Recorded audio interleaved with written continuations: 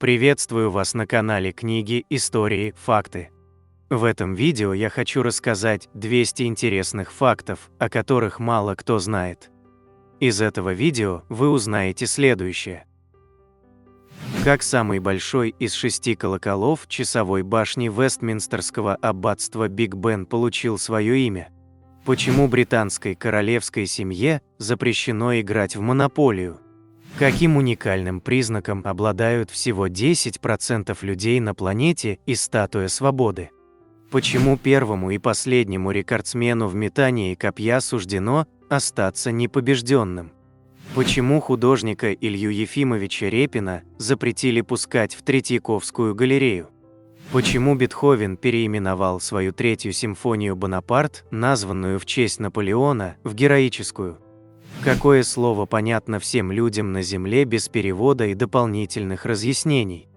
Почему Нила Харбисона, британско-ирландского художника, с 2004 года называют первым в мире официально признанным киборгом? Сколько деревьев каждый год вырубается для производства туалетной бумаги и сколько рулонов получается из одного дерева? Почему географы и путешественники прозвали Тибет вздутием материка и гигантским пьедесталом? Почему чистить зубы перед сном даже важнее, чем утром? Какая планета не совершила ни одного оборота вокруг Солнца? Прошу вас подписаться, а также нажать на колокольчик и выбрать все уведомления. А если это видео вам понравится, прошу поставить лайк. Обращаю ваше внимание, что, как и всегда, в конце видео вас ждет очень интересный бонусный факт для всех досмотревших этот ролик до конца, который вам наверняка неизвестен. В заключении этого видео мы разместим самые интересные, популярные, полезные и остроумные комментарии, которые зрители оставляли к предыдущему нашему ролику, а также список наших спонсоров. 1. Биг Бен – это самый большой из 6 колоколов часовой башни Вестминстерского аббатства. Время отбивает именно он, отсюда и путаница. Окрестили его так 31 мая 1859 года, в день запуска часов. Название выбирал парламент. Громче всех на заседании, посвященном часам, кричал куратор лесного хозяйства Бенджамин Холл, человек прямой и голосистый. За глаза Холла называли Большим Беном.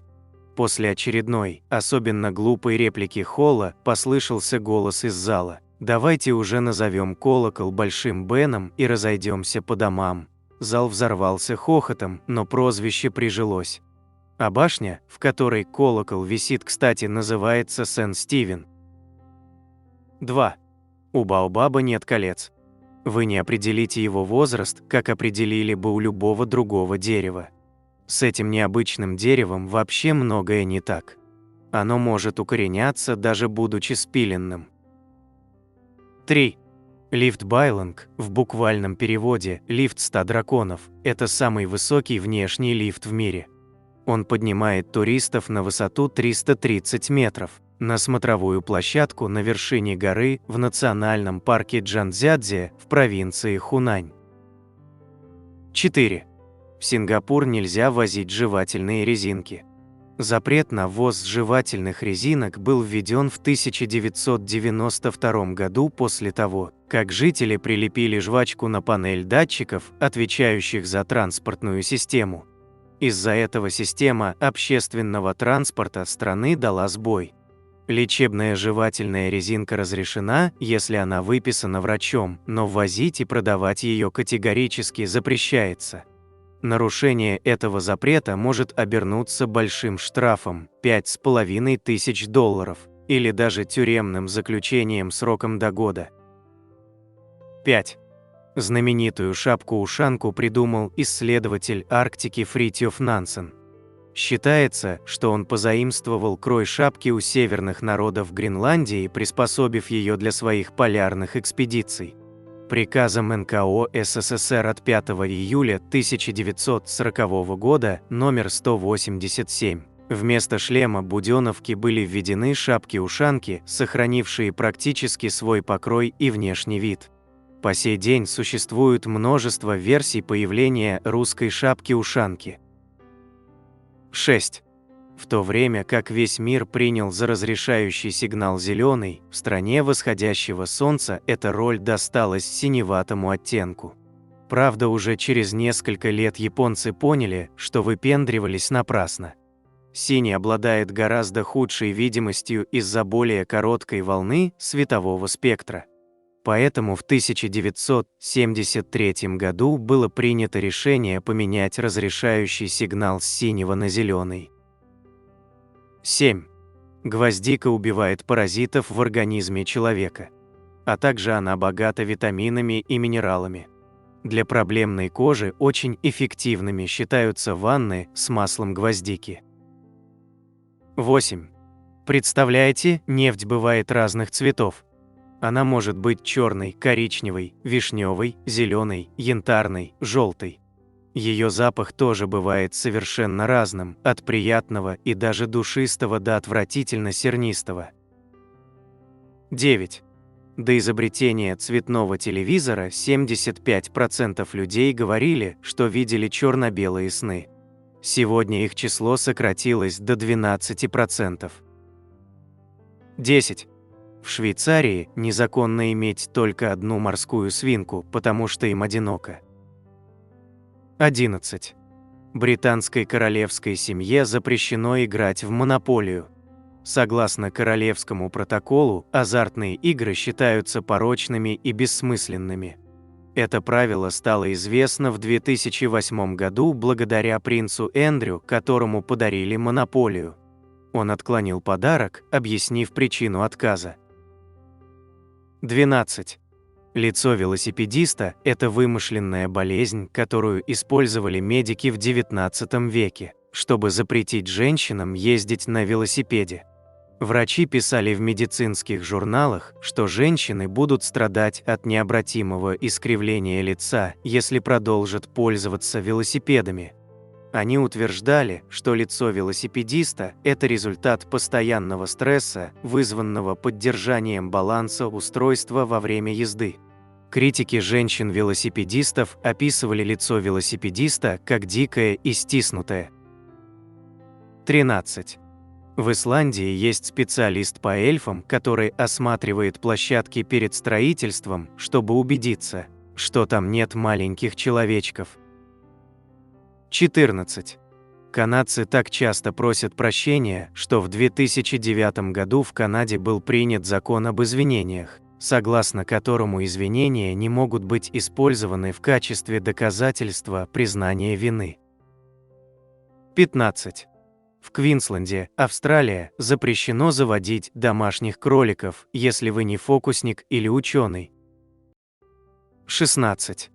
18 апреля 1930 года был настолько, так сказать, бедным на новости, что в 18 часов 30 минут радиодиктор BBC сказал: «Новостей нет». 17. Кошачьи усы, по-научному именующиеся вибриссы, очень чувствительны. Когда при еде кошачьи вибриссы постоянно касаются миски, это раздражает животное. Наступает так называемая усталость усов, она же сенсорная перегрузка. Если кошка капризничает при еде, подолгу сидит возле миски, вытаскивает из нее еду или, того хуже, нервно ходит вокруг миски и громко мяукает, вполне возможно. Дело в усталости усов, и вам стоит заменить миску на как можно более плоскую. 18. В 2011 году власти КНР запретили фантастические фильмы и телевизионные сериалы о путешествиях во времени. Причина такого решения кроется в том, что, по мнению китайских чиновников, подобные произведения являются неуважением к истории. В настоящее время сериалы и фильмы о путешествиях во времени очень популярны в Поднебесной. В большинстве из них сюжетная схема практически одинакова. Главные герои отправляются в прошлое, где встречаются с реальными историческими персонажами. 19. Древние жители Мезоамерики отдавали дань уважения своим предкам, создавая огромные округлые статуи мистического значения. Этим статуям уже более 2000 лет, а весят они, в среднем, по 10 тонн. Что интересно, некоторые части статуи сделаны из камней, намагниченных молниями. Как правило, только голова и пупок статуи, места, считавшиеся священными, обладают магнитными свойствами. 20.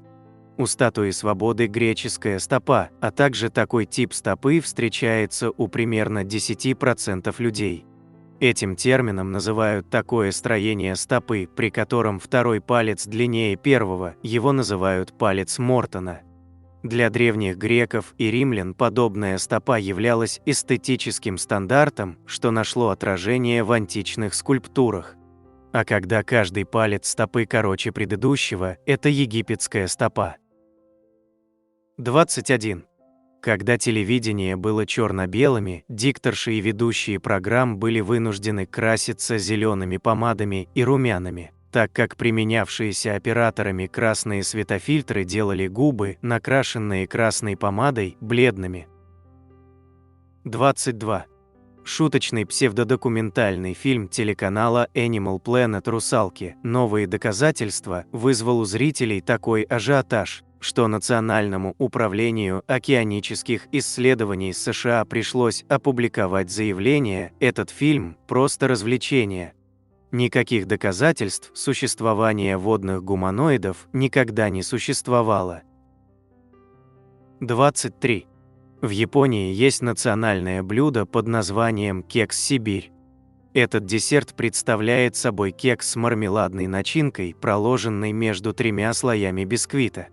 Происхождение названия точно неизвестно, но самая популярная версия гласит, что 2 темных полосы начинки кекса символизируют рельсы Транссибирской железной дороги, проложенной между бесконечных снегов. 24. Почему добро дают и какое происхождение имеет эта фраза? В русской азбуке, использовавшейся до революции, буква «Д» называлась «добро», а флаг, соответствующий этой букве, в качестве сигнала военно-морского флота означал «да» или «разрешаю». Постепенно фраза «дать «Д», то есть «дать добро», закрепилась в широком обиходе и используется по сей день. 25. Дэниел Крейг до конца жизни может бесплатно ездить на любой из моделей Aston Martin, включая редкие гоночные автомобили. Автомобильная компания предоставила актеру такую возможность за преданность роли Джеймса Бонда. 26. Изначально Снегурочка не была связана с Новым годом и Дедом Морозом. Она пришла из народной сказки о сделанной из снега и ожившей девочке Снегурке, опубликованной в 1869 году в книге «Поэтические воззрения славян на природу». Через 4 года Александр Островский написал пьесу «Снегурочка», в которой она впервые предстает как дочь Деда Мороза и Весны Красны. 27. Несмотря на многочисленные исследования и эксперименты, люди так и не нашли точного способа определять, говорит человек правду или лжет. Метаисследование, изучившее 206 исследований с участием 24 тысяч человек, выявило, что добровольцы смогли, обращая внимание на такие признаки, как отвод взгляда, изменение высоты тона, неуместный смех или суетливые движения, выявить ложь только в 54% случаев. Это чуть-чуть лучше, чем простое угадывание. Опытные полицейские распознавали вранье немного точнее, 64% лучше, чем угадывание, но не намного. 28. Символ Армении, гора Арарат, расположена не в Армении. С 1921 года эта область принадлежит Турции, однако на гербе Армении по-прежнему красуется Арарат. Некоторые источники утверждают, что этот факт не нравился Турции. Однако Народный комиссар иностранных дел СССР Чичерин ответил на протесты турецких представителей в том духе, что вот, мол, на флаге Турции изображен полумесяц, а разве Луна принадлежит Турции? 29. Всего через 5 лет после того, как была изобретена автоматическая машина для нарезки хлеба, 80% всего хлеба в США продавалось нарезанным. Это настолько быстрое изменение на рынке, что с тех пор в английском языке существует выражение «greatest thing since sliced bread» – величайшая вещь с момента появления нарезанного хлеба, описывающая какое-либо новое интересное изобретение. 30. Таинственный последний роман об Эркюле Пуаро ждал публикации почти 30 лет. Агата Кристи написала занавес, потому что боялась не пережить войну. Писательница не хотела бросать историю одного из своих любимых персонажей без завершения, поэтому создала финальную часть сериала, в которой Эркюль Пуаро умирает. Роман хранился в банковской ячейке аж до 1975 года, когда наконец был издан. 31. Куриная лапа – известное прозвище Пацифика, но курица не имеет ни малейшего отношения к его форме. Знак разработал британский художник Джеральд Холтом в 1958 году специально для движения за ядерное разоружение, которое по-английски пишется как Nuclear Disarmament. Холтома вдохновили начальные буквы этих слов N и D, и он придумал использовать в знаке их семафорные обозначения. N согласно семафорной азбуке передается флагами, опущенными вниз и разведенными в стороны, а D – один флаг вверх, другой вниз. Наложив линии этих знаков друг на друга, Холтом и получил всем известную форму Пацифика. 32. Первый и последний рекордсмен в метании копья, которому суждено было остаться непобежденным, Уве Хон, поставил свой рекорд в 104,8 метра в 1984 году. А в 1986 году было решено внести изменения в конструкцию метательных копий, из-за чего центр тяжести копья сместился на 4 см вперед. Благодаря нововведению снизилось число падений копий плашмя и стало проще определять результат броска. Копья новой конструкции уже не могли летать так далеко, так что рекордный бросок Хона остался увековеченным в истории. 33. Согласно российскому этикету XVIII-XIX века, пить чай из изящных фарфоровых чашечек дозволялось только дамам. Мужчины должны были пользоваться стаканами. Русское дворянство любило длительные чаепития, и чтобы не обжигать руки об тонкое стекло, стаканы ставили в подстаканники, появившиеся в обиходе в конце XVIII века. В XIX веке министр транспорта Сергей Витте, уважавший подстаканники за удобство и практичность, сделал их использование обязательным во всех поездах дальнего следования. Эта традиция сохранилась до наших дней. 34. Зонты появились не как средство защиты от дождя, а как способ укрыться в тени. Английское название зонтика «umbrella» образовано от латинского «ambra» – «тень», а русское происходит от голландского «зондек», в переводе «навес от солнца». Кстати, впоследствии от зонтика отбросили суффикс «ик», чтобы оно не было похоже на уменьшительное, как, например, бантик или фантик, и получилось слово «зонт». 35. Всем знакомо выражение «уйти по-английски», то есть «не прощаясь», но почему именно по-английски? Идиома возникла, как ни странно, по вине самих англичан в период Семилетней войны в XVIII веке. Изначально она была издевательской, в насмешку над французскими солдатами-дезертирами англичане говорили о них «уйти по-французски» «to take French leave». Французам выражение понравилось, и они стали употреблять его, переиначив в сторону противника. Фраза стала идиомой и затем перекочевала в русский язык, вместе с модой на все французское в XIX веке. 36. Италия не была единой страной на протяжении почти всей своей истории. Только во второй половине XIX века ее земли соединились в одно государство. Из-за этого у итальянцев в ходу особый вид патриотизма – любовь к своему городу, а не стране, области, краю и тому подобное, где они родились и где все говорят на одном с ними наречии. К соседним городам принято относиться с долей иронии и затаённого соперничества. 37. Морские суда можно делать из бетона. В XIX веке в Европе были бетонные речные баржи, а во время Первой и Второй мировых войн из-за нехватки стали американские военные построили небольшие океанские бетонные корабли и баржи, которые использовались британцами и американцами в Тихом океане. 38. В XIX веке в Европе вошли в моду кровати-ящики, представляющие собой большие деревянные шкафы с кроватью внутри и дверцами, либо занавесками. Помимо создания особого уюта, такие кровати хорошо сохраняли тепло в холодное время года и препятствовали доступу в постель мышей, крыс и других домашних паразитов. Со временем кровати стали делать тайными, маскируя их под гардеробный шкаф, буфет или книжные полки. Это тоже было данью моде. 39.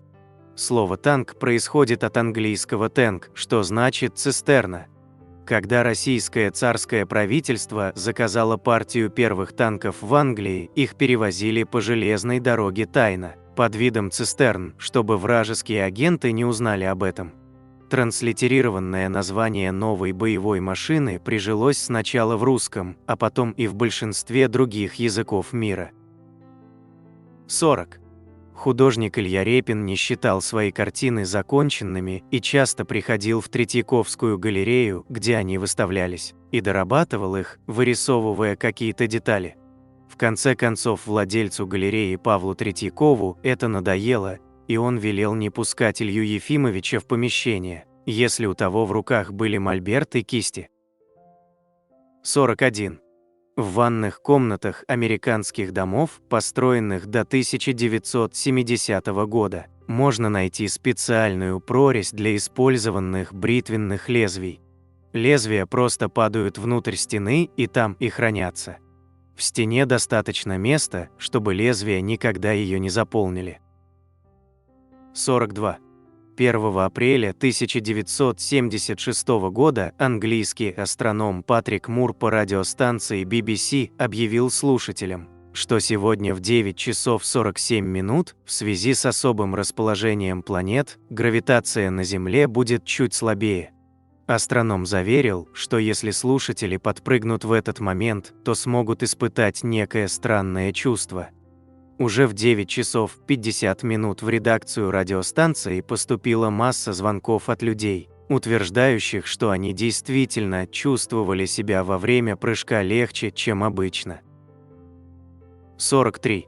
Детские сады называются садами, потому что подразумевается, что в таких местах за детьми осуществляется бережный уход, при котором они растут и расцветают, подобно садовым цветам.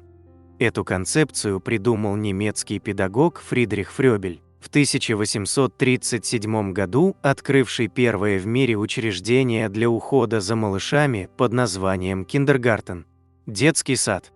В наше время в большинстве языков мира детские дошкольные учреждения называются садами. 44.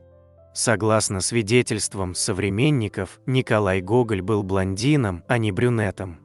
Его сестра вспоминала, что в детстве у него были совсем светлые волосы, а позже немного потемнели. А Сергей Аксаков в 1839 году описывал локоны Николая Васильевича как густые, белокурые, лежащие по плечам. 45. До изобретения лифта в бельэтаж, второй или третий этаж в доходных домах был самым востребованным и дорогим, поскольку жильцам не приходилось долго подниматься по лестнице и, тем не менее, их квартиры располагались выше уровня улицы с ее шумом и пылью. Поэтому во многих старых домах квартиры с самыми просторными и красивыми комнатами расположены именно на втором или третьем этаже. 46. Джозеф Листер, отец антисептической медицинской практики, пришел к выводу, что если бы хирурги перед операцией ополаскивали руки карболовой кислотой, это помогло бы предотвратить попадание инфекции в тело пациента. В медицинском сообществе эта идея вызывала смех до тех пор, пока врачи не заметили, что метод работает. 47.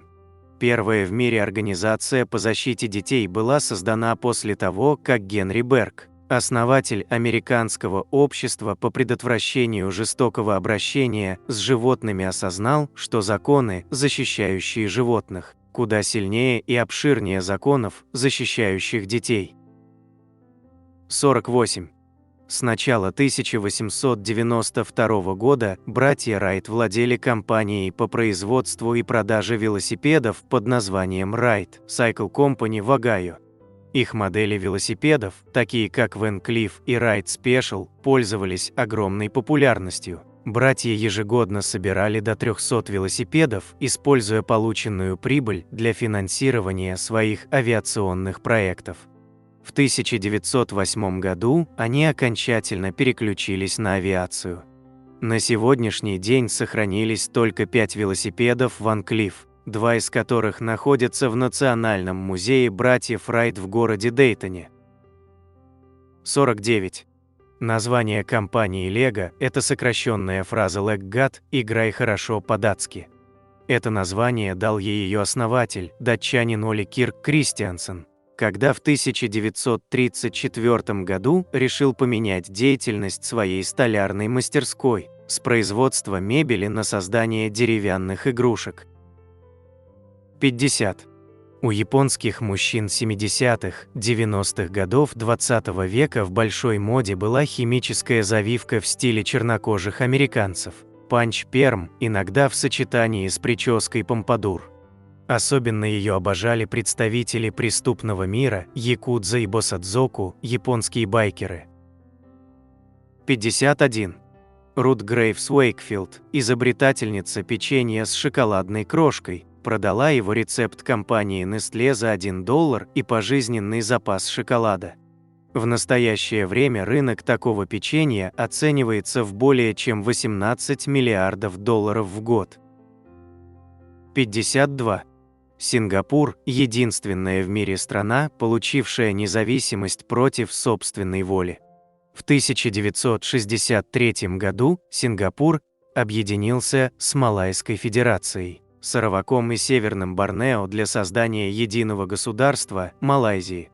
Но из-за ряда разногласий 7 августа 1965 года Сингапур был исключен из состава Малайзии по единогласному решению парламента. В тот момент Сингапур был маленькой бедной страной, которой приходилось импортировать даже пресную воду. 53. В 1913 году произошло событие, шокировавшее поклонников азартных игр всего мира. В казино Монте-Карло шарик рулетки попадал на черное поле 26 раз подряд. Игроки потеряли миллионы, ставя на красное вновь и вновь в уверенности, что чем больше раз выпадало черное, тем выше шансы выпадения красного при следующем раунде. На самом деле, с точки зрения теории вероятностей, шансы в этом случае не увеличиваются. Случай в Монте-Карло популяризировал понятие «ошибка игрока». 54. После стыковки челнока «Атлантис» STS-71 со станцией «Мир» в 1995 году, сменяющийся экипаж станции должен был вернуться на Землю на Атлантисе. В последний момент оказалось, что космонавты Владимир Дежуров и Геннадий Стрекалов не имеют виз США. Госдепартамент США постановил космонавтов впустить, но оформить их в соответствии со специальным параграфом иммиграционного закона США, согласно которому Дежуров и Стрекалов были ввезены в США как пришельцы из космоса (Aliens from Outer Space). Этот закон ранее никогда не употреблялся и неизвестно, будет ли когда-нибудь применен еще раз. 55. Хрущевки были разработаны не в СССР. Первые дома такого типа строили в 1920-х годах в Германии и Нидерландах. Архитекторы-представители движения «Новое строительство», среди которых были Ле Корбюзье, Эрнст Май, Адольф Лосс и другие. 56. В финальной сцене мультфильма «Ежик в тумане» режиссером была сознательно допущена ошибка. Зритель видит героев сначала со спины, затем спереди, но при этом они меняются местами. Ежик сидит справа от медвежонка, но в следующем кадре оказывается слева. Вот что рассказал об этом моменте режиссер Юрий Нарштейн. Можно было взять план звездного неба и с отъездом от него и панорамой вниз получить нужный кадр. Но в этом случае не было бы резкости монтажной смены. Монтаж мультфильма насыщен авторскими приемами, порой игнорирующими формальные правила, что придает ежику его уникальность и своеобразие. 57. В 1964 году планировалось провести реформу русского языка. Предлагалось избавиться от слов исключений, где буква «Ц» идет перед буквой «ы» – цыган, цыпленок, на цыпочках и тому подобное, и во всех словах писать после «Ц» букву «и» – цыпленок, цыган. Твердый знак планировалось отменить и заменить мягким – подъезд, объехать и тому подобное. Мягкий знак в конце слов после шипящих тоже предлагали отменить – мышь, ночь, слышишь? В общем, реформа сильно упростила бы жизнь, но изменения так и не приняли. 58. В 2014 году в один из ломбардов США принесли сувенирное золотое яйцо. Человек, желавший продать его, запросил $500, и сделка состоялась. Один из посетителей ломбарда, скупщик металла, заподозрил, что яйцо может стоить дороже, но ломбард выставил его на продажу уже за $14 000. Скупщик согласился. В итоге выяснилось, что это было одно из яиц Фаберже, принадлежавшее российскому императору Александру III и украденное во время революции 1917 года. В настоящее время его стоимость оценивается в $33 миллиона. 59. В 1936 году в СССР был создан аналоговый компьютер, работавший на воде. Он назывался гидравлический интегратор. Компьютер представлял собой комнату, заполненную трубами, насосами и сосудами, уровень воды в которых с точностью до доли миллиметра обозначал сохраненные числа, а скорость потока между ними – математические операции. В 1930-е годы эта невероятная машина была единственным в стране вычислительным устройством, способным решать дифференциальные уравнения в частных производных. 60. Когда Лев Николаевич Толстой был офицером русской армии, он пытался повлиять на нравственный и культурный уровень своих солдат. В частности, искоренить среди них мат. Закоренелых матершинников он увещевал: «К чему такие слова говоришь?» Граф даже придумал, так сказать, культурные ругательства и пытался внедрить их в солдатскую среду, например, ерундер, ерондер-пуп.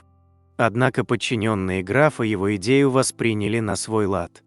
Когда Лев Николаевич сдал свою должность, его сменщику солдаты рассказывали, что его сиятельство граф Толстой был матершинник, не приведи Господь. И так он загибал, что и не выговоришь. 61. Знаменитый футболист Лев Яшин был не только футбольным вратарем, но и хоккейным. Он даже являлся обладателем Кубка СССР по хоккею и бронзовым призером чемпионата СССР. Яшина звали играть за хоккейную сборную на чемпионате мира, но он решил сфокусироваться на футболе. 62. Российская императрица Екатерина II свою частную корреспонденцию заверяла печатью, на которой был изображен узел любви между землей и небом в сопровождении надписи «Смерть едино мя развяжет». Также у нее была печать с изображением дерева, пчелы и улья, а также надписью «Полезная». 63. Бенджамин Франклин, один из отцов-основателей США, был первым американцем, ставшим иностранным членом Императорской академии наук и художеств. С 1917 года Российская академия наук. Кроме того, однажды в Париже он беседовал с Фанвизиным, и существует предположение, что именно Франклина писатель вывел в образе Стародума, героя его комедии «Недоросль». 64. Рифмованные фразы вызывают у людей больше доверия, чем обычные. Рифма заставляет нас считать утверждение более правдивым и точным, даже если мы сравниваем его с аналогичным нерифмованным пересказом. Красивые выражения нравятся мозгу потому, что на их обработку он тратит меньше сил. Уловкой пользуются маркетологи, которые создают рифмованные слоганы. Вашему мозгу нравится ритм, и вы бессознательно доверяете бренду. 65. В 1878 году Леланд Стэнфорд, бизнесмен и владелец скаковых лошадей, нанял фотографа Эдварда Мейбриджа. Он хотел убедиться в правильности своей гипотезы о том, что во время бега галопом лошади отрывают от земли все 4 ноги одновременно. Человеческий глаз не способен уследить за быстрыми движениями лошади, но камера смогла, гипотеза Стэнфорда оказалась верной. 66. Помните Кофи Аннана, бывшего генсека ООН? Так вот, в переводе с его родного языка, ганского, его имя означает «пятница». И роман про Робинзона Круза тут ни при чем, просто в Гане принято давать первое или второе имя ребенку в честь дня недели, в которой он родился.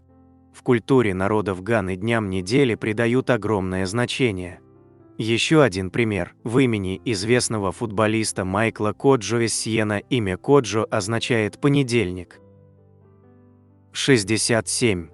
Паралимпийские игры были основаны в 1948 году сэром Людвигом Гутманом, нейрохирургом еврейского происхождения, бежавшим из нацистской Германии в Великобританию в 1939 году. Идея сэра Людвига заключалась в том, что инвалидность в спортивных состязаниях не имеет значения, поскольку соревнующиеся спортсмены сосредотачиваются не на том, чего они не могут делать из-за физических ограничений, а наоборот на том, что они делать могут, на что способны. 68. Несмотря на то, что коровы, олени и другие парнокопытные, травоядные существа, иногда они с удовольствием лакомятся мелкими животными. Корова, например, может съесть пробегающего мимо цыпленка. Смена рациона отчасти происходит из-за нехватки белка.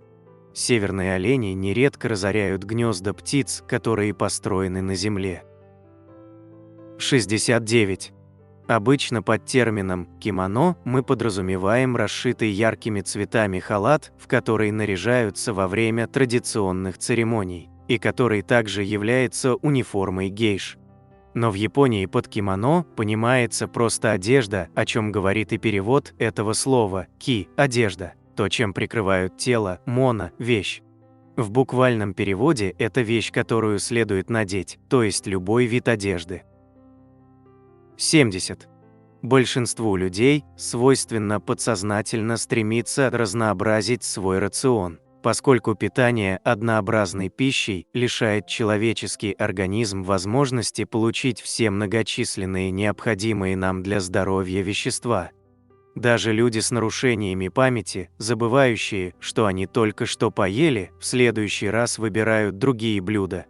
Этот феномен называется сенсорно-специфическое насыщение. 71.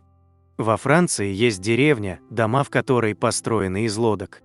Изначально такие дома возводили обедневшие рыбаки, чтобы их семьям было где жить, а в наше время деревня Эквиен-пляж – популярное место отдыха, где можно арендовать один из таких лодочных домиков и провести там отпуск. Большинство современных домиков построены недавно, но сохранились и исторические дома с крышами-лодками.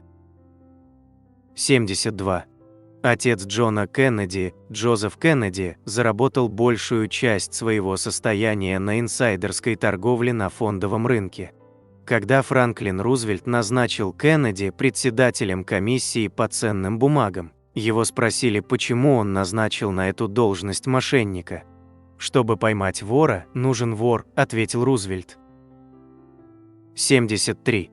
Первоначально Бетховен назвал свою третью симфонию «Бонапарт» в честь генерала Наполеона, которого считал освободителем народа.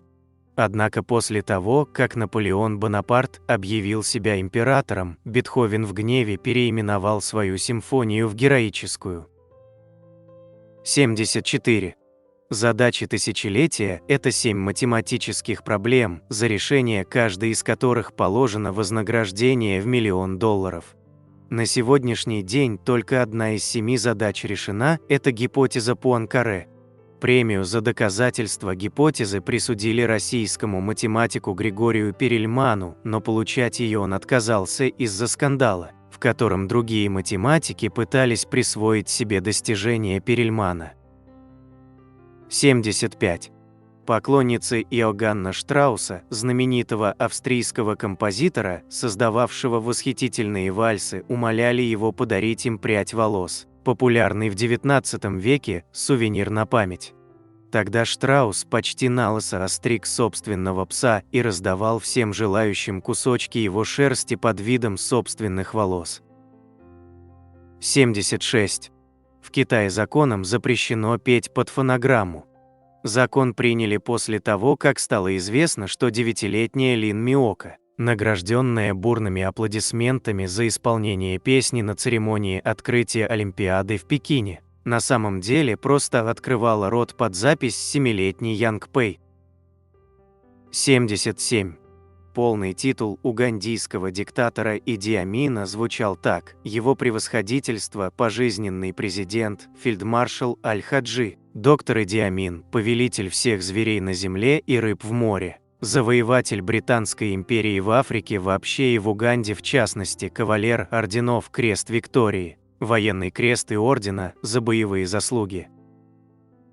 78.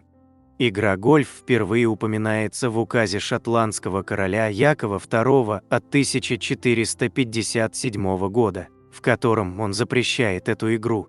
Король полагал, что молодые люди тратят время на гольф вместо того, чтобы учиться стрельбе из лука, и поэтому решил его запретить.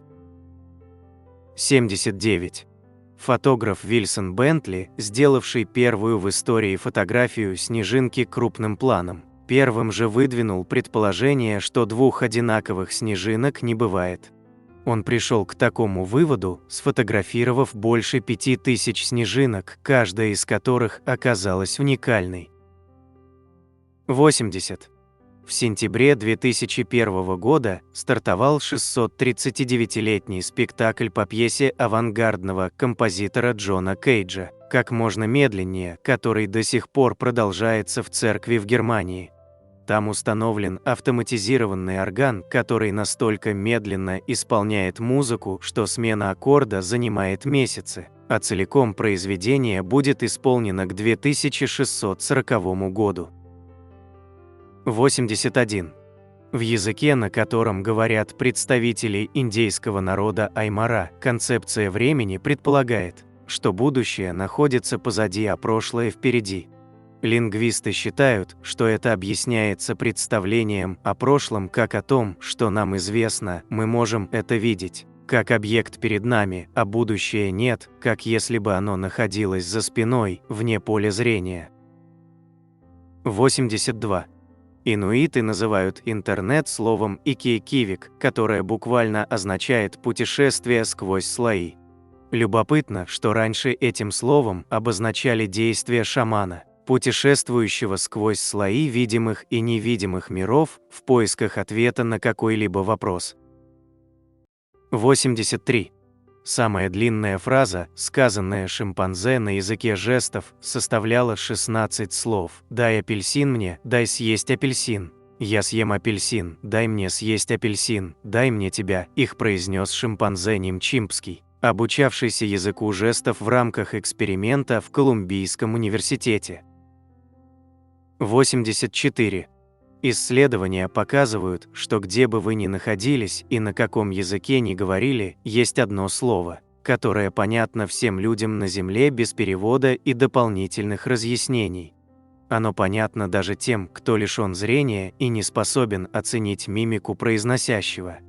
Что же это за волшебное слово? Это вопросительное слово «а». Краткость этого слова, представляющего собой по сути звук, а также его вопросительная интонация делают его универсально понятным. Более того, во всех языках существуют специальные слова, предназначенные для быстрого пояснения, но все они так или иначе напоминают все то же пресловутое вопросительное «а». Это универсальное слово – удивительный лингвистический феномен. 85. Частица «ван» перед фамилией Людвига ван Бетховена не является аристократической приставкой. Она всего лишь означает, что его семья происходила из городка Бета или Бетуф во Фландрии. Ван переводится с нидерландского как «из», а фамилия Бетховен – «свекольная грядка». 86. Бустрофедон – способ написания, при котором направление письма чередуется в зависимости от четности строки. То есть, если первая строка пишется слева направо, то следующая будет написана справа налево, затем опять слева направо. И так далее. Этот метод напоминает движение быка с плугом на поле. При смене направления письма буквы записываются зеркально. Бустрофедон встречается в различных письменностях – лувийской, южноаравийской, этрусской, греческой, малазийской, латинской и ряде других. 87. В английском языке есть коллективные существительные. Например, стая сов называется парламентом, Parliament of Owls, стая лемуров – заговором, Conspiracy of Lemurs, стая ворон – убийством, Murder of Crows, а группу божьих коровок называют прелестью, Loveliness of Ladybugs. 88. Слово «ресторан» появилось во Франции в XVI веке и происходит от слова «восстанавливающий». Изначально так называли концентрированные недорогие супы, продававшиеся в качестве средства, восстанавливающего истощенный организм. В 1765 году парижский предприниматель открыл магазин, где можно было не только купить, но и съесть такой суп, что положило начало истории термина, означающего заведение для еды. 89. Так называемая банкирская лампа – вид электрической настольной лампы с зеленым абажуром и выключателем-цепочкой. Такую лампу нередко можно увидеть в кино, а также ими оснащают американские библиотеки.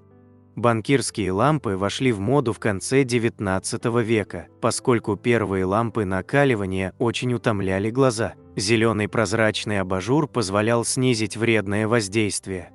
По той же причине работники, вынужденные по долгу службы внимательно присматриваться к тексту или картинкам, например, редакторы, телеграфисты, бухгалтеры и так далее, носили на работе зеленые прозрачные козырьки. 90. Уолтер Диммер, сотрудник компании Double Bubble, разрабатывал формулу жевательной резинки. И так вышло, что у него в лаборатории было много красного красителя. Диммер решил добавить его к жевательной пасте и таким образом получил тот самый культовый розовый оттенок, который теперь чаще всего ассоциируют со жвачкой. 91. Спортивные брюки были изобретены в 1920 году компанией Le Coup Sportif, Франция. Автором дизайна был Эмиль Камюзе, основатель бренда. Его простые трикотажные брюки из серого джерси предназначались для тренировок профессиональных спортсменов, но уже в 1930-х годах их стали носить по выходным и простые французы. 92. Существует прозрачная древесина. Этот новый материал получают путем удаления из древесины лигнина, который отвечает за ее характерный цвет. Прозрачная древесина может заменить стекло и пластик, она легче и прочней, но значительно сильнее подвержена биоразложению. Дополнительным плюсом является то, что древесина – не бьющийся материал. 93. Ощущение бодрствования, когда вы на самом деле спите, является расстройством под названием парадоксальная бессонница, причина которого до сих пор не ясна. Люди с этим расстройством уверены, что не спали большую часть ночи, несмотря на то, что проспали фактически обычное количество часов. Изучению заболевания препятствует субъективность в оценке продолжительности и качества сна самими пациентами. Они сообщают о многих симптомах, сопровождающих и обычную, объективную бессонницу. 94. В ходе исследования выяснилось, что мужская борода смягчает удары и защищает кости челюсти. Ученые в лаборатории в рамках эксперимента били тяжелым молотом по кости, обернутой шерстью, и по кости, обернутой просто кожей. кость без защиты, так сказать, бороды, разрушалась в 100% случаев, а с бородой – только в 45%. 95. Если во время грозы ваши волосы начали электризоваться и встали дыбом, это может означать, что вас вот-вот ударит молния. Опуститесь на колени и наклонитесь вперед, но не ложитесь на землю, влажная земля – хороший проводник электричества. 96. Технически, цветов и их оттенков не существует. Их создает наш мозг как побочный эффект отчаянной попытки разобраться в огромном количестве визуальной информации, поступающей из мира вокруг нас. Так что, когда у вас с кем-нибудь возникнет очередной спор в духе «это здание синего цвета», нет, оно безусловно зеленое. Не тратьте время зря. Каждый мозг интерпретирует цвета по-своему, и никакого эталона не существует. 97. Организмы подавляющего большинства живых существ на нашей планете в состоянии производить витамин С, и только приматы, в том числе и люди, а также редкие виды птиц и рыб не имеют такой способности и могут получать этот незаменимый витамин только из пищи. 98. Неразборчивость почерка врачей стала постоянной темой для шуток. Но действительно ли их почерк как-то особенно неразборчив? Исследование, проведенное в 2006 году, показало, что представители других профессий обладают не более разборчивым почерком, чем врачи. Никаких особых различий зафиксировано не было. Кроме того, мужской почерк вдвое неразборчивее женского. Среди мужских почерков 40% были признаны неразборчивыми, а среди женских 20%. Однако очевидно, что на врачах лежит больше ответственности. От того, насколько правильно другой человек разберет почерк врача, может зависеть здоровье и даже жизнь пациента. 99. В 2011 году на северо-востоке Японии в результате землетрясения и вызванного им цунами в храме Фумонзи остановились часы. Настоятель Буншуну Сакана смог их спасти, хотя от храма остались только колонны и крыша. Он попытался завести часы, но ничего не вышло. Через 10 лет, 13 февраля 2021 года, в этом регионе произошло еще одно сильное землетрясение, и часы вновь пошли. 100. Землетрясение 2011 года, произошедшее в Японии и разрушившее Фукусимскую АЭС, сдвинуло ось вращения Земли на 17 сантиметров. Мало того, оно еще и укоротило сутки. Теперь наши дни проходят быстрее на примерно 1,8 микросекунды. Впрочем, эти изменения слишком малозначимы по сравнению с размером нашей планеты, чтобы мы их почувствовали. 101. Нила Харбисона, британско-ирландского художника, с 2004 года называют первым в мире официально признанным киборгом из-за антенны, имплантированной в его череп. Антенна посылает слышимые вибрации, благодаря чему художник может воспринимать цвета, невидимые человеческому глазу. Например, инфракрасное и ультрафиолетовое излучение, а также напрямую получать звук и видео прямо в голову. 102. Король Франции Людовик XIV всегда носил обувь на красных подошвах и каблуках. Красная краска была дорогой и имела воинственный смысловой оттенок. В 1670-х годах Людовик издал указ, согласно которому только членам королевского двора дозволялось носить обувь на красных каблуках. С этого момента стало можно, просто взглянув на обувь человека, определить, угоден ли он королю. 103. Франческо Корбетто, итальянский гитарист-виртуоз, композитор и педагог, был человеком, познакомившим мир с гитарой. Он первым стал сочинять сложную и красивую музыку для гитары, которая в XVII веке была не более чем народным инструментом в Испании и Италии. Корбетто исполнял свои произведения аристократам Франции, Англии и Германии, которых поразил своим мастерством, благодаря чему гитара повсеместно вошла в моду. 104.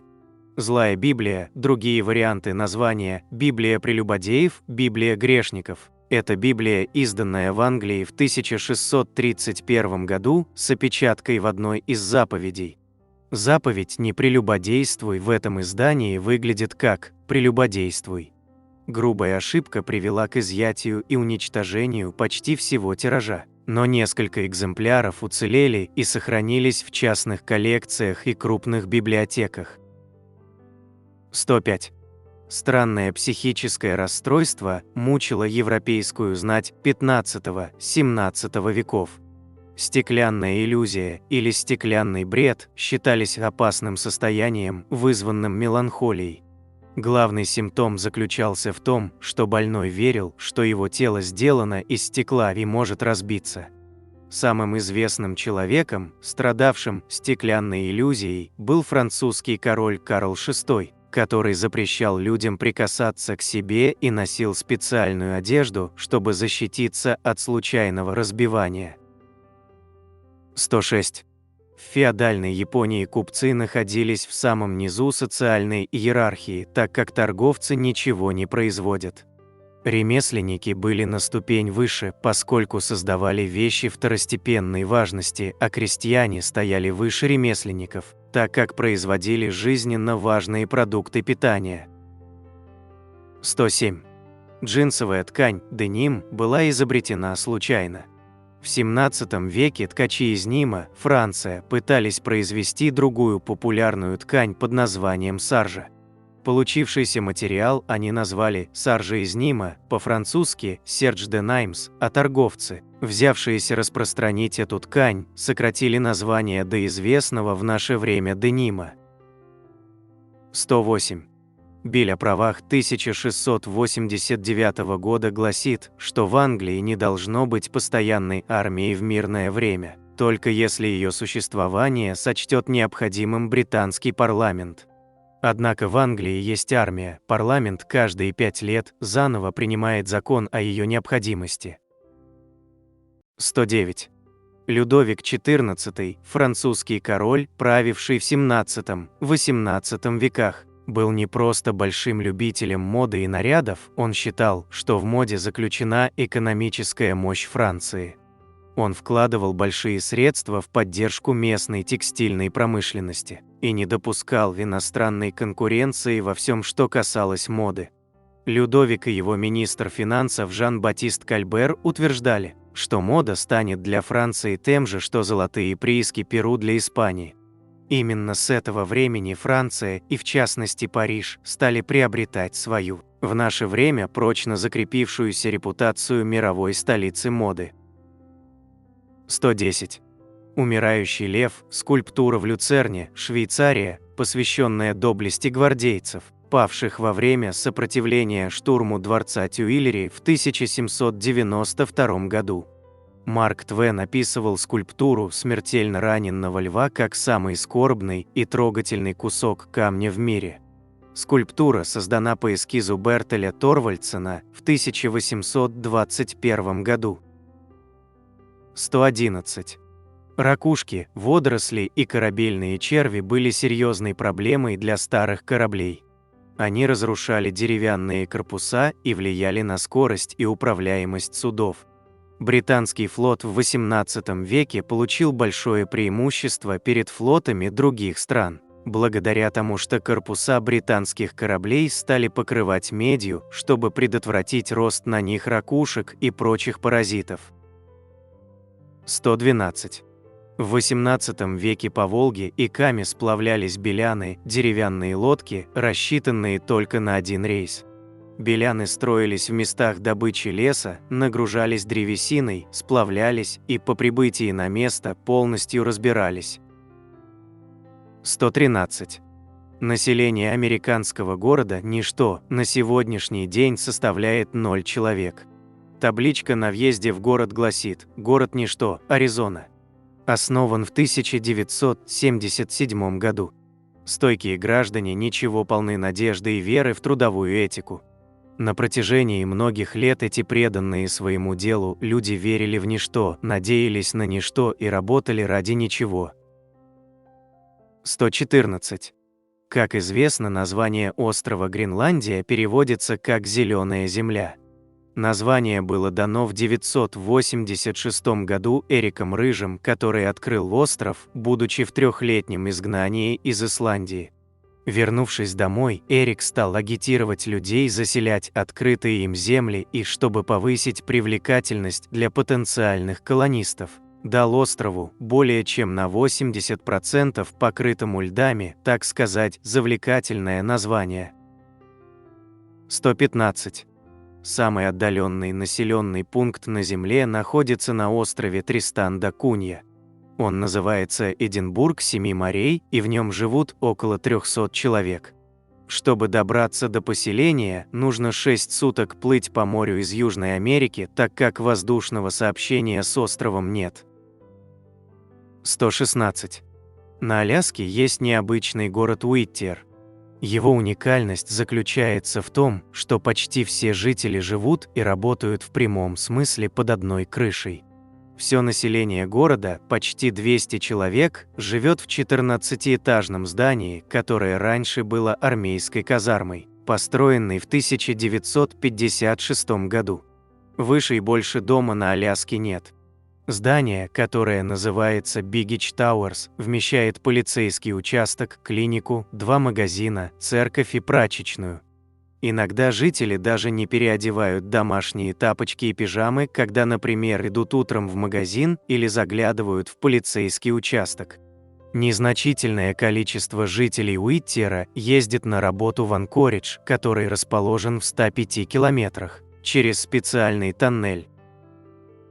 117. Под Центральной Европой располагается более 2000 тоннелей, таких узких, что взрослому человеку с трудом удается пролезать по ним. Их трудно датировать, и там почти никогда не находят артефактов, свидетельствующих о человеческой деятельности. На сегодняшний день ученые так и не пришли к единому мнению о том, каково было назначение этих тоннелей. 118. 90% видов живых существ и растений на Мадагаскаре являются эндемиками, то есть встречаются только в одном месте планеты. Это связано с тем, что Мадагаскар был изолированным островом на протяжении 70 миллионов лет, и процесс эволюции на нем шел по собственному пути. 119. Рамсарский район Ирана – место с самым высоким уровнем естественной радиации на Земле.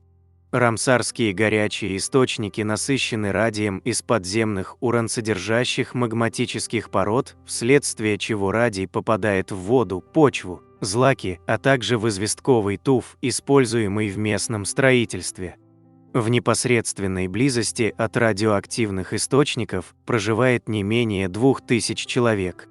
Ежегодно они получают дозу облучения, в 10 раз превышающую рекомендуемый порог. А рекордная зафиксированная доза была в 80 раз выше среднемирового радиационного фона. 120. Среди Гавайских островов есть запретный остров Нихау. Жительница Шотландии Элизабет МакХатчинсон Синклер приобрела его за $10 000 в 1864 году.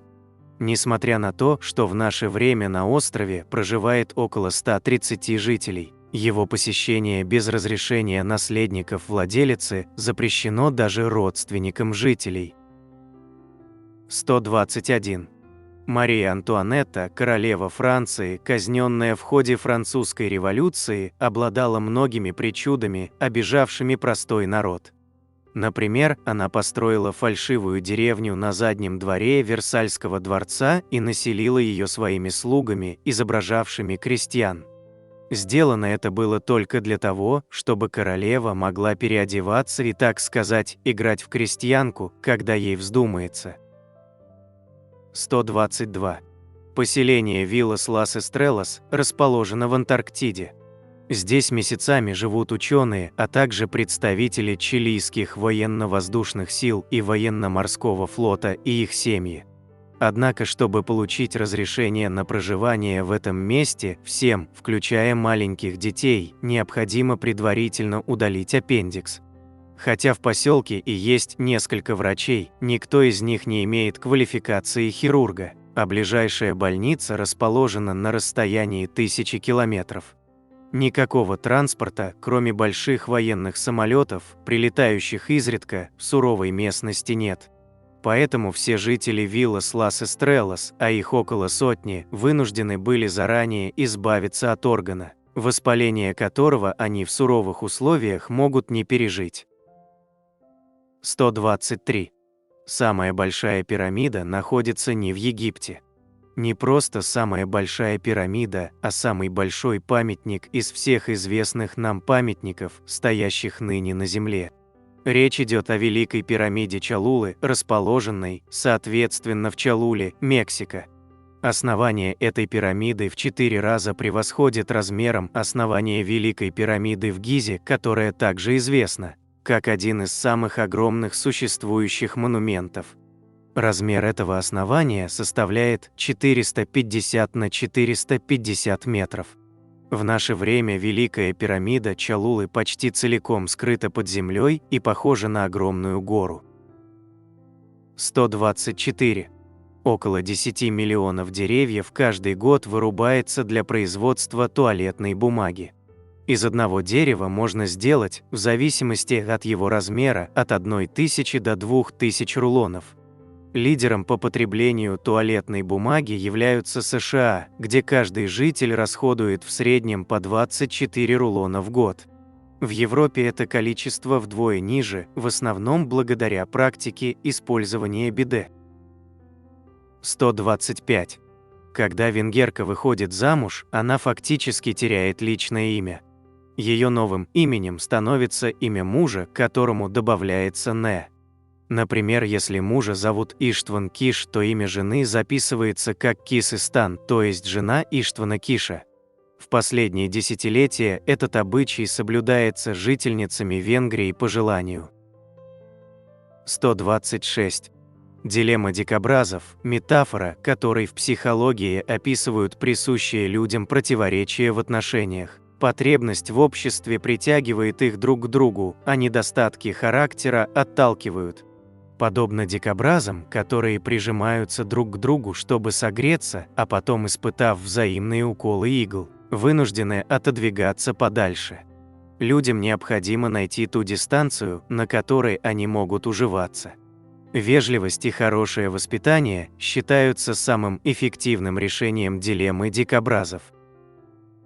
127. 14 апреля в Южной Корее празднуют Черный день. Это так называемая альтернатива Дню Святого Валентина. В этот день одинокие корейцы надевают черную одежду и обувь, красят ногти черным лаком, идут в ресторан и едят там черную еду, например, лапшу с черными бобами, таким образом оплакивая собственное одиночество.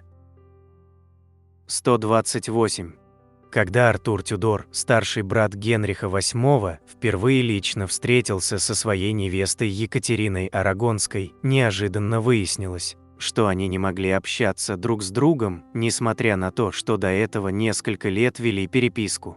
Жених и невеста переписывались на латыни, но имели настолько разное произношение, что не могли понять речь друг друга, как ни старались. 129. Фанат видеоигр про Человека-паука попросил компанию-разработчика включить в версию игры 2018 года предложение руки и сердца, которое он собирался сделать своей девушке. Разработчики поддержали эту романтическую идею и написали на одной из вывесок в игровом мире: «Мэдди, ты выйдешь за меня замуж?» К сожалению, пара рассталась до выхода игры. А надпись так и осталась в качестве пасхалки. 130. Единственный в мире государственный флаг, у которого есть два возможных варианта использования, принадлежит Филиппинам. Этот флаг состоит из белого треугольника с изображением солнца и звезд и двух полос, красного и синего цвета.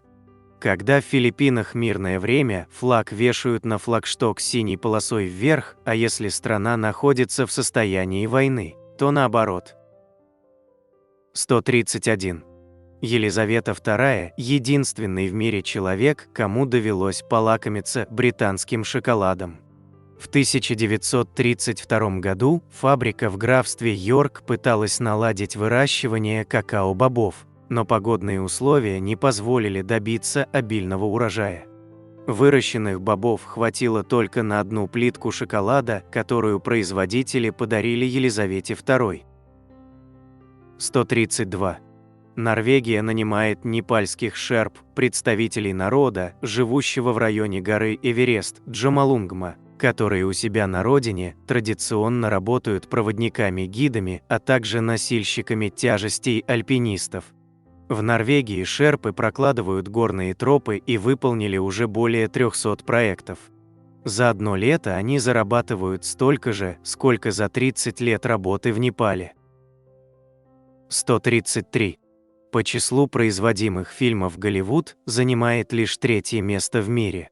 Больше всего фильмов выпускает Болливуд, индийская киноиндустрия, а на 2-м месте так называемый Нолливуд, кинематограф Нигерии. 134. В каменном квадрате на фасаде храма Святого Семейства расположено 16 клеток с цифрами. Сумма цифр в каждой горизонтали, вертикали, диагонали, а также во внутреннем квадрате – 33, что символизирует возраст Христа на момент распятия. 135. Если человек умирает в одиночестве в Нидерландах, поэт пишет стихотворение в его честь и читает на похоронах. То, что началось как разовая акция городского поэта Гронингена Барта Друга в 2001 году, стало национальным обычаем. И с тех пор сотни поэтов-волонтеров участвуют в похоронах одиноких людей. 136. Тибет – это не только Гималайские горы. Помимо Гималаев, в Тибете есть плодородные равнины, пустыни, реки и озера, но все это поднято в среднем на 4 километра над уровнем моря. Поэтому географы и путешественники прозвали Тибет вздутием материка и гигантским пьедесталом. 137. Самый большой и мощный двигатель в мире имеет мощность 109 тысяч лошадиных сил и производится в Финляндии. Он работает на дизельном топливе и предназначен для эксплуатации на морском судне, способном перевозить 11 тысяч грузовых контейнеров с головокружительной скоростью в 31 узел, в то время как большинство судов такого класса могут двигаться не быстрее, чем на 20 узлах. 138. В Вавилоне, крупнейшем городе древней Месопотамии, пользовались 60-ричной системой исчисления. В ее основе было число 60, а не 10, как в современной системе. В наследство от тех времен нам достался час из 60 минут и минуты из 60 секунд, а также 360 градусов в круге. 139. Согласно некоторым сведениям, Людовик XIV, умирая, сказал своей тайной жене Франсуазе: «При предстоящей нашей разлуке меня утешает лишь мысль, что она не будет продолжительной и мы скоро свидимся». На что-то ответила: «Очень любезное утешение. Эгоистом жил, эгоистом и умирает». 140. Помнить наизусть весь свод законов страны – это было основной обязанностью шведских законников 1000 лет назад. Законодательные конторы были частью королевской администрации. Работавшие в них люди, которых также называли законоговорителями, обязаны были не только помнить все принятые законы, но и при необходимости озвучивать их на месте. Кроме того, законники представляли народ перед властью, охраняли права и свободы людей и выступали от их имени перед королем или его представителями. Законоговорители были только из числа знати, и порой их авторитет поднимался так высоко, что они могли указывать королю, что ему следует сделать: заключить мир в войне, отдать свою дочь замуж за определенного человека и тому подобное. 141. Так как изначально ресторанный гид Мишлен – это автомобильный справочник, то система классификации в нем связана с автомобильными путешествиями. 1 звезда означает очень хороший ресторан, где можно остановиться на обед. Ресторан с 2 звездами достоин того, чтобы поискать его в городе, даже если придется немного отклониться от маршрута. Ну а ради ресторана, награжденного аж 3 звездочками Мишлена, стоит предпринять отдельное путешествие. 142. В 1967 году американский бизнесмен Роберт Маккаллах купил у города Лондон мост, построенный в 1830-х годах за $2 460 000. Мост был разобран и по частям доставлен в Аризону, США, где к 1971 году был собран вновь и стоит там по сей день. 143. В начале 1900-х годов в американском универмаге Marshall Field была должность козла отпущения, так называемый fired man, что в переводе значит «уволенный человек», работник, которого демонстративно увольняли, чтобы успокоить разгневанных клиентов. 144. Всемирный символ здравоохранения и медицины посох Асклепия предположительно связан с греческим богом врачевания Асклепием, который, согласно мифу, получил от змеи дар к воскрешению мертвых. Именно поэтому посох обвивает змея. 145. В Африке носорогов перевозят вверх ногами, предварительно усыпив большой дозой снотворного и прикрепив тросом к вертолету. Такой способ перевозки гораздо быстрее и безопаснее наземного. Носорогов перемещают для того, чтобы популяция распределялась по территории равномерно. Из-за браконьерства число черных носорогов сильно сократилось, что грозит близкородственным скрещиванием. Исследования показали, что такой способ перевозки не вредит здоровью животного. 146.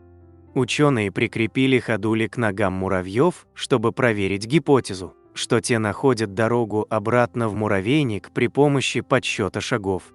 Гипотеза оказалась верной, муравьи на ходулях прошли мимо муравейника и заблудились, так как изменение размера их ног привело к увеличению длины шага.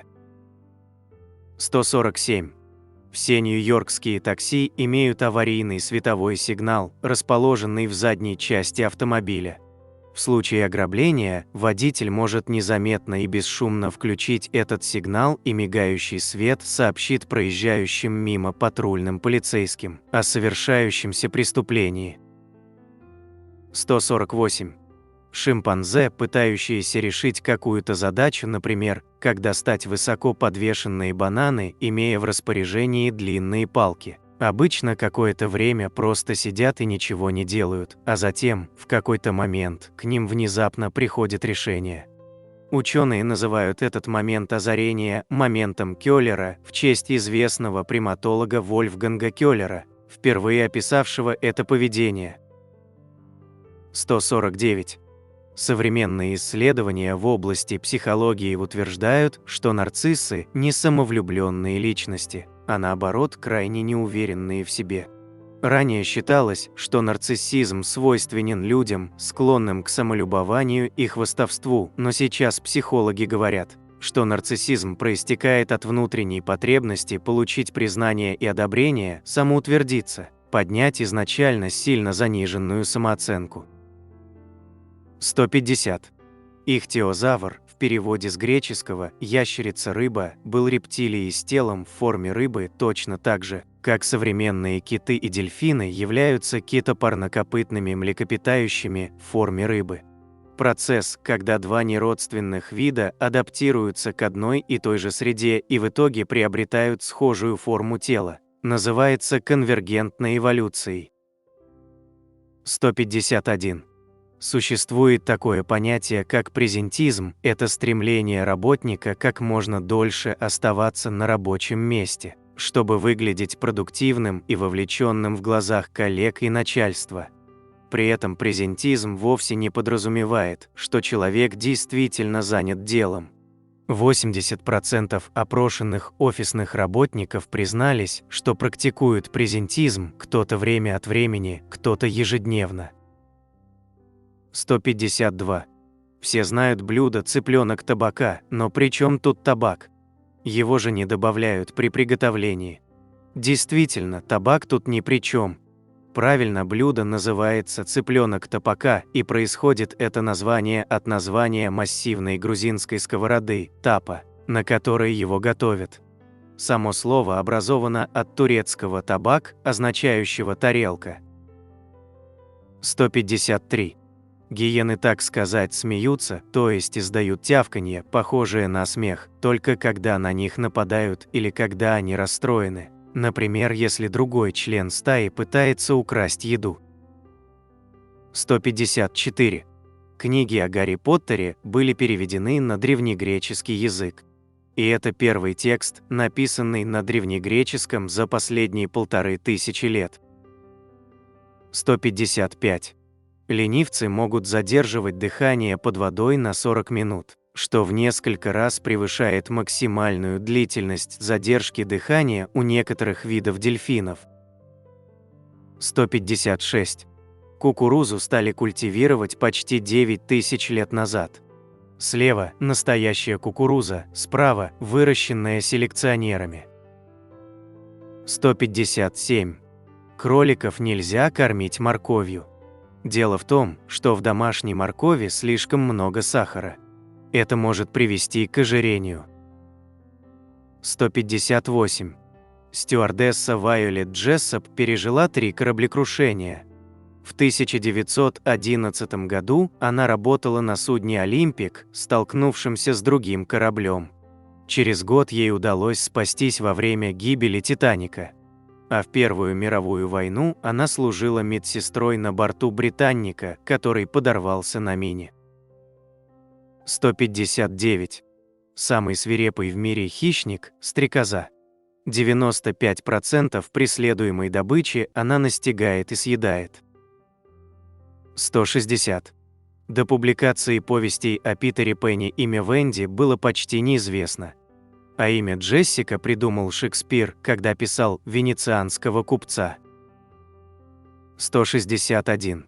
В 2008 году кости и окаменелости динозавров уже не были чем-то новым, тем не менее. Ученых поразила находка невероятно редкого скопления гигантских следов в США вдоль границы штатов Аризона и Юта. Более 1000 следов различных динозавров, включая матерей с детенышами. Исследователи прозвали это место танцплощадкой динозавров, потому что этот район, представляющий собой оазис в пустыне, привлекал буквально толпы этих огромных существ. 162. Ученые считают, что Вселенная образовалась около 14 миллиардов лет назад и что нашей планете может быть более 4,6 миллиарда лет. Кроме того, предполагается, что жизнь на Земле возникла около 3,8 миллиарда лет назад в Африке. 163. Слюна содержит муцин, вещество-слизь, которое обволакивает зубы и защищает их от действия вредных бактерий в течение дня. Но во время сна слюна не выделяется, поэтому на ночь наша ротовая полость остается без естественной антибактериальной защиты. Вот почему чистить зубы вечером перед сном очень важно. 164. Так выглядит полный круг радуги, который можно увидеть только под особенным углом. Вам нужно видеть капли воды ниже наблюдаемого горизонта. Например, если вы стоите на вершине высокого здания или смотрите на радугу из самолета. 165.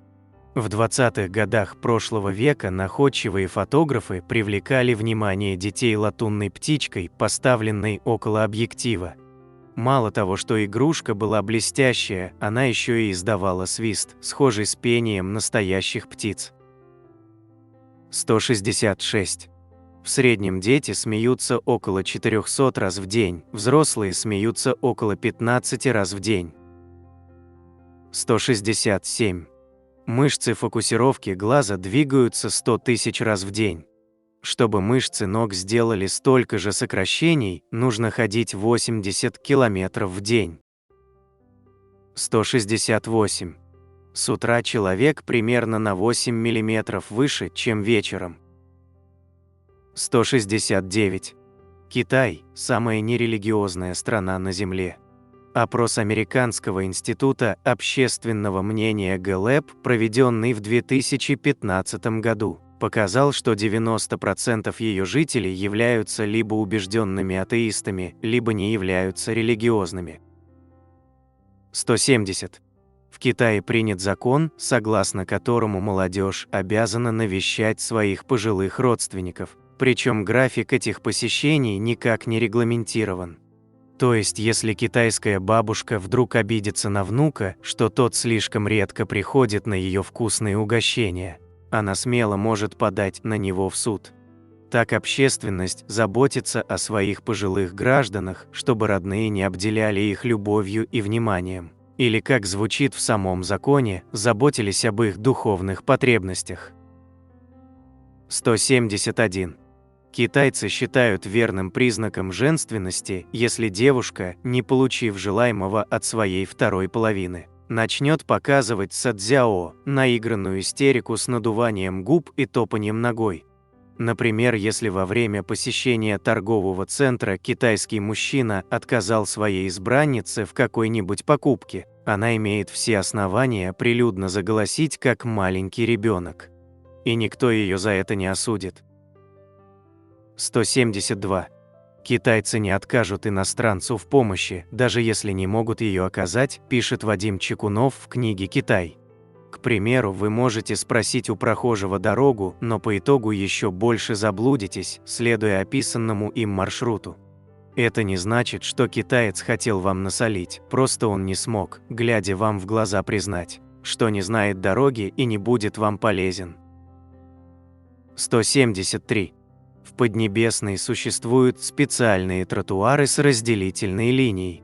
По одну сторону черты передвигаются прохожие без телефона в руках, по другую – те, кто смотрит в экран смартфона на ходу. Так власти городов защищают от столкновений и травм горожан, неразлучных с мобильниками. 174. Китайцы стремятся гармонизировать окружающее пространство по правилам фэн-шуй, чтобы отпугнуть от себя неудачу. Считается, что жизненная энергия не сможет циркулировать по дому, в котором предметы мебели или декора находятся в неположенных для них зонах. Причем эта вера выходит далеко за пределы бытовых примет. После того, как владельцы и многие резиденты крупного гонконгского офисного центра Липа потерпели крах в бизнесе, архитектора обвинили в том, что он нарушил принципы фэн-шуй при проектировании, чем и навлек беду. 175. Жители Поднебесной также известны своей любовью к сверчкам. С древних времен их с удовольствием держат в качестве домашних питомцев. В оскароносном фильме режиссера Бернардо Бертолуччи «Последний император» у главного героя есть такой друг. В настоящее время в Китае можно увидеть где-нибудь в парке на скамейке пожилого мужчину с коробочкой в руках, из которой доносится песня сверчка, которая, по мнению его хозяина, благотворно влияет на духовное состояние. А более молодые владельцы сверчков не против устроить соревнования между своими любимцами. 176. В Поднебесной была создана сугубо женская письменность под названием нушу. Представляет собой набор специальных иероглифов, которыми женщины древности переписывались между собой, чтобы скрывать тайны своих посланий от мужчин. В настоящий момент китайские филологи ведут работы по возрождению нушу. 177. Когда мы рассказываем собеседнику о себе, мы направляем указательный палец на свою грудь или кладем на нее ладонь. А китайцы в таких случаях показывают пальцем на свой нос. 178. В то время как вежливое приветствие в западных странах включает в себя вопрос «как дела?» или «как ты?», жители Поднебесной в официальной обстановке интересуются у собеседника, поел ли он уже риса, не чи фань лама, и вежливо будет ответить утвердительно, независимо от того, так ли это на самом деле. 179. Китайские обращения к незнакомцам отличаются от наших. Здесь уместно называть мужчин и женщин, которым на вид от 40 лет, дядей или тетей, продавцу в магазине сказать «шеф», а к чужим детям принято обращаться не иначе, как маленький друг. 180. Немцы исповедуют принцип «лучше чаще, чем дольше». Немцы очень трепетно относятся к чистоте. В Германии даже существует специальное выражение «ты вкусно пахнешь». Местные жители вообще довольно откровенно сообщают окружающим свое мнение относительно их внешнего вида и аромата. 181. Кипр – единственная страна, чье национальное знамя содержит карту страны. 182. На Кубе запрещено продавать компьютеры всем, кто не получил специальное разрешение от правительства. 183. Португалия является старейшей страной в Европе, имеющей свои текущие границы. 184. Растущее в продуваемой всеми ветрами бухте одинокое дерево на субантарктическом острове Кэмпбелл в Новой Зеландии, по идее, не должно было там быть. Ель ситхинская – вид, распространенный на северном полушарии, так что ближайший родственник самого одинокого дерева находится в более чем 270 километрах от места его произрастания. Так откуда оно там взялось? 185. Сибирский кедр – это миф. В Сибири не растут кедры, их родина – Ливан и Гималаи. Также кедры встречаются на южном берегу Крыма. Дерево, которое сибиряки называют кедром, относится к виду сосна сибирская кедровая, род сосна, семейство сосновые. С кедрами оно в родстве, но довольно отдаленном. 186. Японский язык уникален, и его невозможно выучить. Часто об иностранцах, пытающихся понять японский язык, говорят, что любой, кто путем невероятных усилий попытается научиться говорить по-японски, скоро поймет, насколько бесполезны были его усилия. 187. Анекдоты не всегда были короткими смешными историями. Древнегреческое слово «анекдот» изначально означало неизданное, неопубликованное, то есть устный рассказ о чем-либо. 188. Ежедневная 20-минутная прогулка сжигает около 3 кг жира в год. 189. За всю историю регистрации температуры в России самой холодной зимой была зима 1740 года. 190. Вероятность проникнуть на дно Марианской впадины у частички солнечного света, фотона, настолько мала, что это событие может ни разу не случиться за несколько тысяч лет. 191. Российская империя построила военную крепость на Гавайях. Русские были и на Аляске, и в Калифорнии, об этом знают многие. Но факт существования российской военной крепости на Гавайских островах удивит многих. Крепость располагалась на острове Кауаи, часть которого принадлежала России. Но в 1817 году остров пришлось оставить, сейчас Гавайи вошли в состав США, а крепость считается историческим памятником. 192. 1992 год пришел в Россию с опозданием на минуту. После распада СССР в 1991 году традиционное поздравление для граждан всех бывших советских республик прозвучало от ведущего новогоднего огонька Михаила Задорнова. Но так как запись подготовить не успели, ему пришлось импровизировать, он так увлекся, что бой курантов пришлось показывать не ровно в полночь, а на минуту позже. 193. В Токио есть мороженое со вкусом угря. Угри являются летним деликатесом в Японии. Вероятно, это объясняет то, почему местный производитель решил использовать угрей для придания вкуса мороженому. Удивительно, но мягкий вкус вполне приемлем, даже если мысль о том, что именно вы кушаете, не так уж приятна.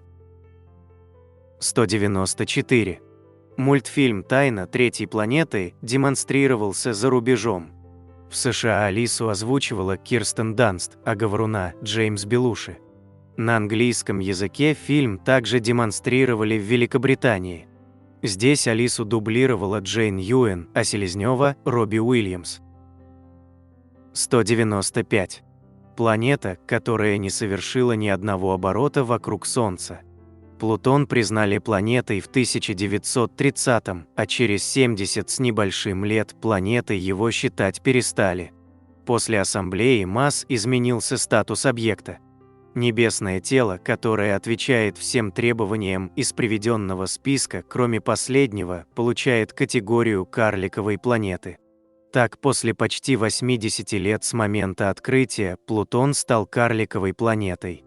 Забавно, но за то время, пока Плутон все же считался планетой, он не успел обернуться вокруг Солнца ни разу. Для этого ему нужно 248 лет. 196. В любой момент времени люди дышат примерно на 75% одной ноздрёй и на 25% другой. Доминирующая ноздря переключается в течение дня. Это называется носовым циклом.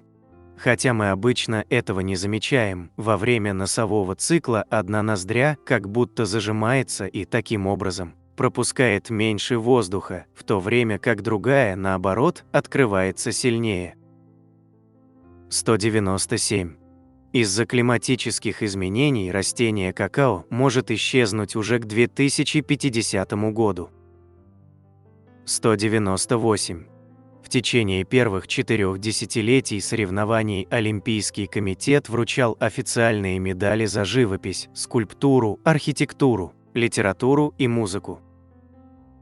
199.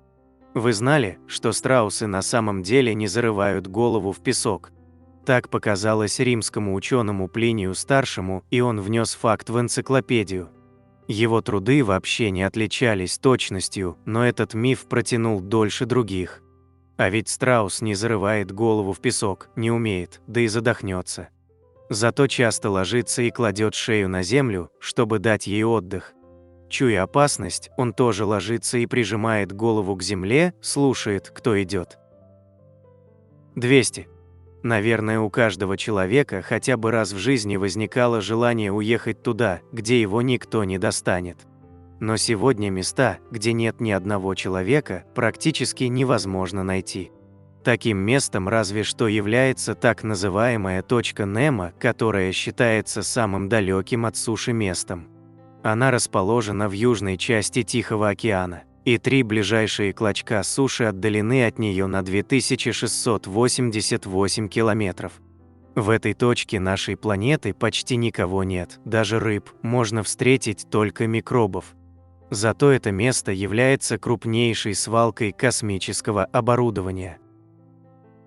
На этом я бы хотел закончить это видео с 200 интересными фактами, о которых мало кто знает. Ну и уже по традиции, для всех досмотревших этот ролик до конца предлагаю узнать бонусный факт. У израильтян и итальянцев в ходу одинаковый жест, евреи называют его рега, рука с собранными в щепотку пальцами. Причем кистью нужно несколько раз тряхнуть.